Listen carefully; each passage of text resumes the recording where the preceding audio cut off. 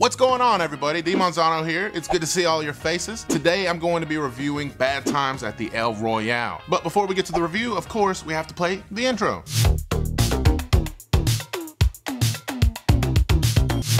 Bad Times at the El Royale is about a bunch of strangers who all need to stay the night at this rundown hotel. And during the night, things get a little haywire between everybody. This is a review I need to talk about very carefully because it does not need to be spoiled. I'm gonna try my best to give as little detail about the characters and plot as possible. I had not seen the trailer before going to watch this movie. I'd recommend you all do the same thing. If you go in blind, I think you'd be pretty surprised at how crazy this movie actually is. From the get-go, we're introduced to these characters arriving at the El Royale, and you almost get the sense that somebody's up to something, you know? There's just something a little off about each person. Something doesn't seem right. So as you're watching, your brain is in constant motion trying to figure out what type of person each character is. That lady's acting weird.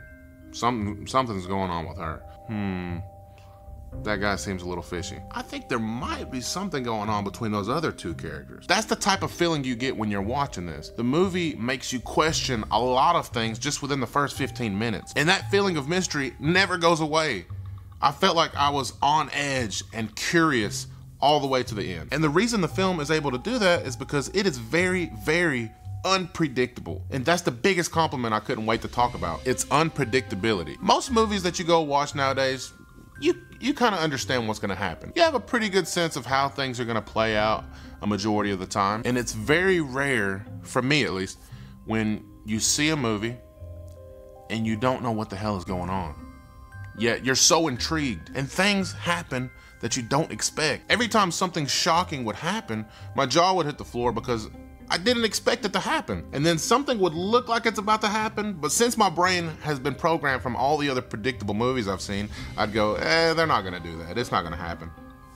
And then it happens. And because of the film being so unpredictable, I felt on edge, nervous, almost scared in some sort of way because I could never be too sure if a certain thing was gonna happen or not. There are more than a couple of scenes that show moments being so tense and so nerve-wracking that you almost wanna sink to the back of your seat because you don't know if what you think is about to happen is actually gonna happen. And when the tension is let go, it's a relief. It's a moment to breathe. To me, this movie is just a breath of fresh air. It makes me happy to see films like this being made. There was not a weak link as far as casting goes. Everybody played their part phenomenally. They each get their moment to shine. Each character is significant to the story in some way. You know what I mean? There's no characters that are there just to be there. And I can't really choose a standout performance because they all did such great jobs at acting, but I would say maybe the most surprising performance to me was Chris Hemsworth. Dude, bravo. I mean, no details. Again, I'm not gonna spoil anything, but wow. The dude really knocked it out of the park. Each minute of the film is used to say something or reveal something that's important. And you know how most movies have that one part in the film where you go, okay, this is the time that I can go to the bathroom. It's kind of a slow moment right now. You don't get that with this film. You can't leave the movie theater. If you leave, you're gonna miss something. If I had a complaint, I would probably say the runtime, but even now, really thinking about it, yeah, some of the scenes are kind of slow and the movie's kind of long, but in all honesty, I really can't see them shaving off any time to this movie. Some of the scenes, yes, they may come off as slightly boring to some people, but without that long drawn out scene of dialogue, I don't think the punch that lands would have had the effect without it. It's sort of a Tarantino style of long drawn out talking that's preparing you for something big that's about to happen. I don't think I can really consider the length of the movie a con, but to some, it may be. For me, I most definitely will be watching this movie again. I still have so many questions, and I feel like if I watch the movie again, I'm gonna catch things that I didn't catch the first time. This is a movie that had me talking about it